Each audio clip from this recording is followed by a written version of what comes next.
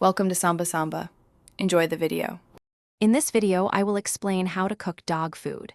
Before you begin, it's crucial to consult your veterinarian about your dog's specific dietary needs. They can help you determine the best ingredients and portion sizes. Always prioritize your dog's health and safety by avoiding ingredients known to be toxic, such as onions, garlic, and chocolate.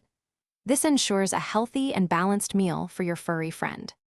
When preparing homemade dog food, focus on a balanced diet. Start with a lean protein, like cooked chicken or turkey, making up about 1/2 of the meal. Then, add a complex carbohydrate, such as brown rice or sweet potatoes, for about 1/4. Finally, incorporate a variety of dog-safe vegetables, like carrots or green beans, for the remaining 1/4. The cooking process is straightforward. First, thoroughly cook your chosen protein, ensuring it reaches a safe internal temperature to kill any bacteria.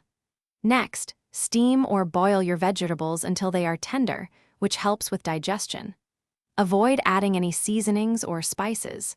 Once everything is cooked, combine all ingredients and let them cool completely before serving to your dog. Proper storage is key to maintaining freshness. You can store cooked dog food in airtight containers in the refrigerator for up to 4 days. For longer periods, freeze portions for up to 3 months. When introducing this new food, do so gradually over 7 to 10 days, mixing it with their old food. This helps prevent any digestive upset for your beloved pet. Thanks for watching. Consider subscribing if we helped you.